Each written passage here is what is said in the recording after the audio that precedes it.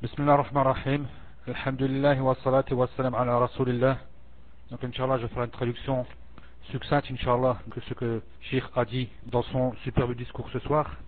Donc, le sujet, comme vous l'avez vu, qui est sur la piété et ses effets sur la vie du musulman.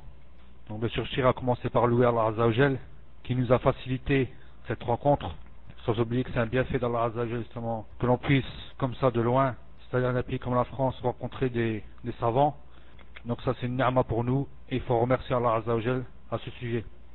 Donc la parole de Cheikh Allah Azza wa Jal sur la piété et ses effets dans la vie du musulman. Donc bien sûr beaucoup de versets incitent à cette parole, incitent justement à cette piété et c'est même un ordre.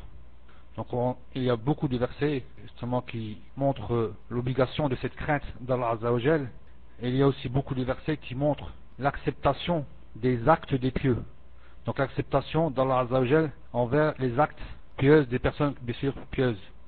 Et aussi Allah Azza wa Jal a montré ce que ces gens auront comme bienfait et récompense lorsqu'ils craignent Allah Azza wa Jal et lorsqu'ils sont pieux.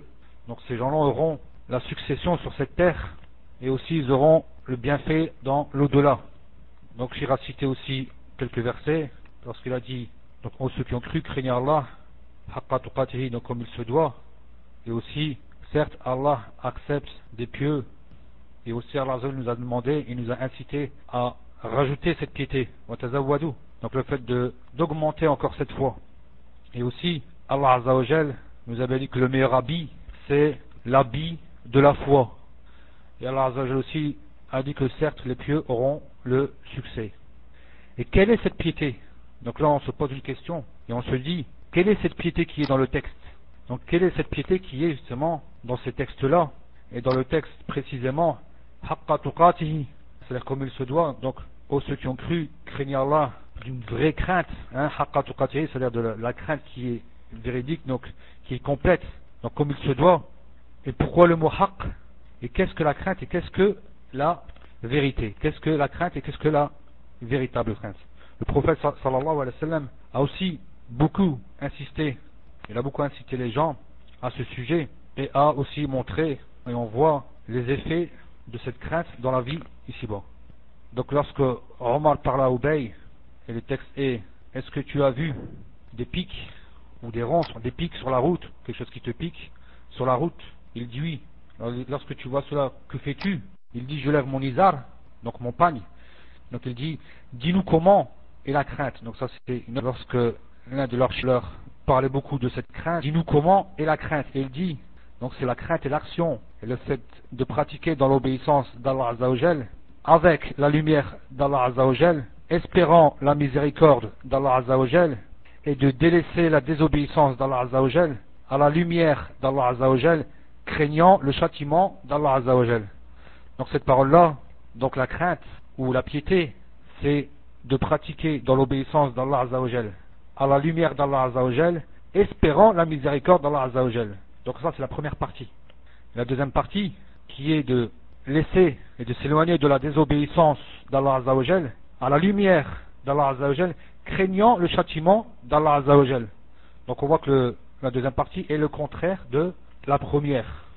Et on retrouve cette parole dans un livre d'Ibn al-Qayyim al-Jawzi qui s'appelle Ijtima' al-Juyush al-Islami.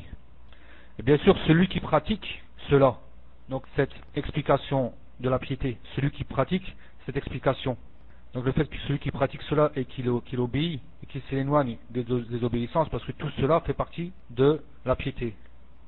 Et lorsqu'il dit donc l'action, c'est-à-dire le fait de pratiquer dans l'obéissance d'Allah Azza wa Jal, l'obéissance la plus importante et celle qui pense en premier, c'est le fait de pratiquer l'unicité d'Allah Azza wa Jal. Donc le fait de pratiquer tahqiq al-tawhid, qui est la plus obligatoire. Donc c'est la première plus obligatoire. Donc l'obéissance, elle comprend donc ce qui est obligatoire et aussi ce qui est surérogatoire, ce qui est sunnah. Donc sort de là, donc ne fait pas partie de cette obéissance, l'acte qui n'est pas pour Allah Azza wa Jal. Parce que bien sûr la sincérité est une condition pour l'acceptation de cet acte.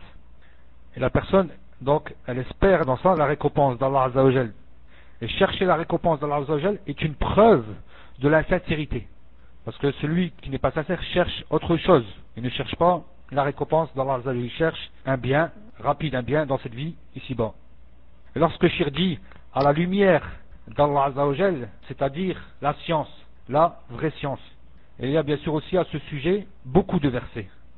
Mais cette action, cet acte aussi doit être sincère, car bien sûr la sincérité est une condition aussi pour l'acceptation, et aussi la science est une condition pour que l'acte soit accepté, pour que l'acte soit valable.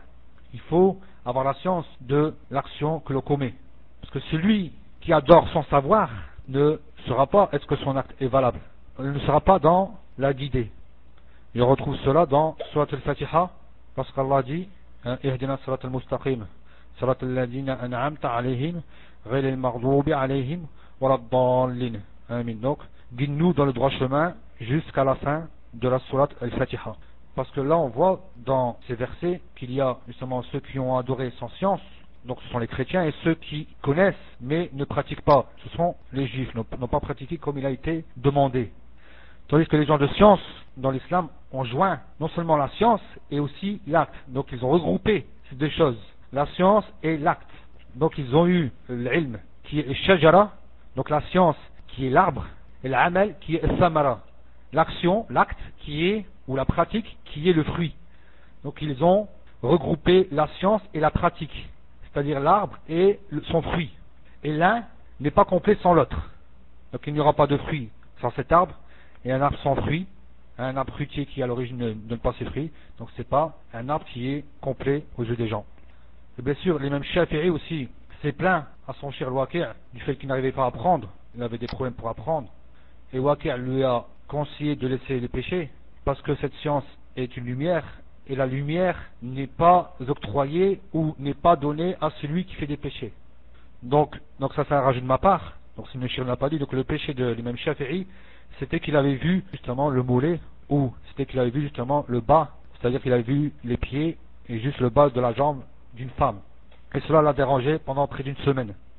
Aussi parmi les preuves qui montrent que la science est demandée, c'est que Allah a demandé lorsque, pour ceux qui appellent Allah Azzawajal, ala basira, d'appeler Allah Azzawajal avec clairvoyance, donc avec science.